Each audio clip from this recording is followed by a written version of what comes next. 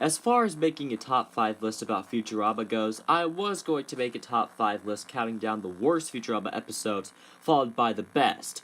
And while there are some bad or weaker episodes, it's not enough to make an entire video with, so I decided to scrap it and just talk about the top 5 best episodes by itself instead.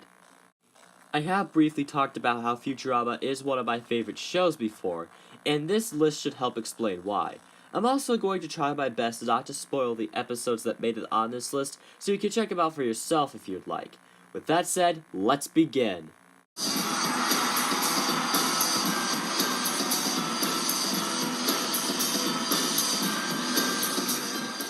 Whoa, a real live robot. Or is that some kind of cheesy New Year's costume? Bite my shiny metal ass. It doesn't look so shiny to me. Shinier than yours, meatbag. The pilot episode. This thing introduces the premise of the show and some of the characters in a fun and creative way. Basically, Fry's life in the 20th century sucks. His girlfriend's cheating on him, he has a dead-end job with a boss that hates him, no one gives him respect, and he's constantly called in on prank deliveries. So, of course, when Fry is frozen for 1,000 years and wakes up in the future, he reacts in the most Futurama-y way possible. Parents, my coworkers, my girlfriend. I'll never see any of them again. Yahoo! That is just hilarious. And speaking of hilarious, that's the perfect way to describe this episode, with tons of great jokes. There's a lot going on in this episode. Not too much so you feel overwhelmed, but not too little so you don't feel like you don't have enough, but just the right amount so you can get a general idea of what Futurama will be like, while also wanting more. Thanks to this episode, we got 15 successful years of Futurama. Now, some people may argue that that's not saying much because the show was cancelled twice, and to that I say, shut up.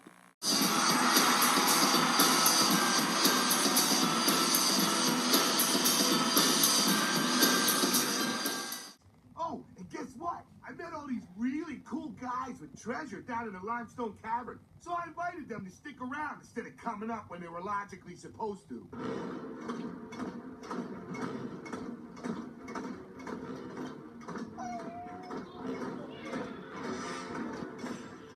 Deep question. If time travel were ever invented, should we use it? I don't know the answer to that one. I just couldn't find a better transition to use here, so I just decided to go with that. As for the episode itself, you may recall myself saying Futurama was cancelled twice, and this episode helped to bring the show back from the dead once and only once. This episode could actually be qualified as a movie, which is not bad at all, because it gives the episode a lot smoother animation, it's allowed to take more risks, and it lends itself to justify its time travel complicatedness with a longer running time. There's even a few musical numbers thrown in, one of which I can barely understand. Okay, maybe this episode isn't as flawless as I thought, but I'm willing to look past that! The episode also has an awesome and unexpected plot twist. I'm not going to spoil it here, but I will say it is very well executed, and the only way to know what the plot twist is if somebody blatantly told you it's that good. It's very emotional, and if you can't get into the time travel aspect of it, you can at least enjoy the plot twist for what it is. Oh, by the way, I think that if we ever did crack time travel, I think it would be wise not to go down the Terminator route, because if we just use time travel to kill people, that would be really bad. Hopefully nobody out there is stupid enough to do that. Aw, crap.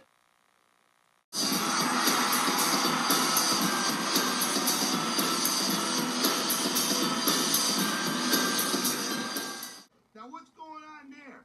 History. Hang on, I just want to make one stop.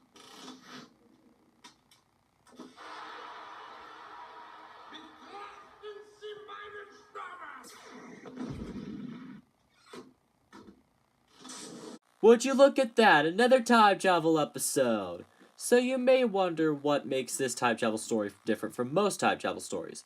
Well, for starters, the time machine used in the story only travels forward in time, which ties into the purpose of the episode, where the Professor, Bender, and Fry try to test out the machine by going 1 minute into the future. But they screw up and go 1,000 years into the future! You done goofed. Needless to say, but the episode mainly consists of the three of them trying to find a time zone with a time machine that could go backward in time. I'll admit the comedy here isn't the best part of the episode. Not that it's bad, far from it, but mostly because this episode is mostly emotion-based. I really wish I could provide examples to help explain my points, but I feel I already said too much about this plot to begin with. Let's just say that the two most powerful scenes in this episode are when Fry gets a message from the past, and when Professor, Bender, and Fry just watch something happen. If you see the episode, you'll know what I mean. If not, then watch the episode, you lazy snob. Some people may argue that the ending is kind of a cop-out, and yeah, in a way it is. But the really powerful moments make up for it. Now, is it the saddest Futurama episode? To me, no. Which one is, you may ask? Well, they'll have to go to...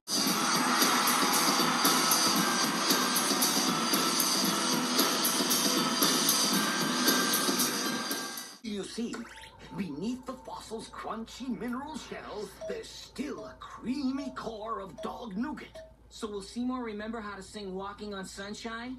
Amazingly, yes. In cases of rapid fossilization, I can press this brain scan button, retrieving Seymour's memories at the precise instant of doggy death. Jurrasic Bark has a really sad ending. I'm not spoiling what it is, but I'll just say it's really sad. So, in this episode, Fry discovers the fossilized corpse of his old dog, and you can probably guess how sad this ending is going to be based off that brief description. I'm gonna have to change the subject to get out of spoiler territory. So, this is one of Bender's best episodes, if not his absolute best. It portrays Bender for who he really is, selfish but likable, which is a hard trait to write for, so props to the writers for making it work. But Bender can't be that bad, right? I mean, he's a magician in this episode, with a purple cape and a hat. How bad can he be? I was all in this part. It's magic. You are not fit aware, Christ. Leotard. Dog. I'm sorry I really didn't go that in-depth with this analysis of this episode, but I really want you guys to experience this one for yourselves. I will give you a fair warning though.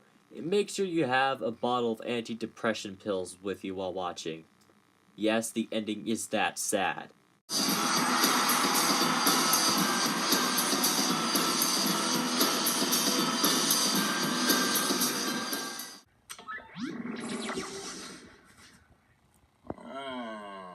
Again!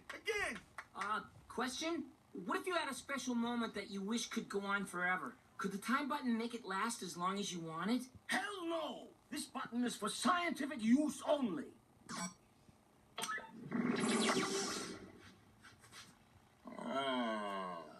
Futurama came to an unfortunate end in 2013. Well, I shouldn't really say unfortunate because it actually feels like Futurama ended when it needed to, so it didn't feel like it was dragging on without end. Kinda strange how the first episode made the bottom of this list and the last episode made the top. I swear I did not plan that. So in this episode, Fry wants to propose to Leela, and he also wants to use a device called the time button, which reverses time by 10 seconds, to make the memory of Leela accepting his proposal last as long as he wants. The only problem is that because Fry was using the button so much, his watch got messed up, so when he thought that Leela was late for the date, she was actually on time. But he realized a little too late, because he already jumped off the top of the building, because he decided he could not live without Leela. Well, that's depressing. Now, you may think that Fry could just hit the button and just appear on top of the building. Nope! He's been falling for far too long, so when he hits the button, he just misses the top of the building. Also, it takes 10 seconds for the button to recharge. Yep, he's screwed. Surprise, surprise, another emotional ending. The ending to this episode is powerful. So much that it actually made me cry. I swear I'm a manly man. As far as emotional endings to Futurama episodes go, Meanwhile's ending is definitively the best in the entire show. Heck, it's one of the most emotional endings in TV, period. I'm not spoiling it here as usual, you need to watch the episode yourself. You lazy. But don't worry, no need for a bottle of anti-depression pills, no. You need an entire dump truck full of them. Let's end this with the honorable mentions. The Prisoner of Benda, Rosswell but Inswell, Into the Wild Green Yonder, and Leela's Homeworld. If you want to check out Futurama for yourself, the episodes are available on Netflix. Just don't watch Attack of the Killer app.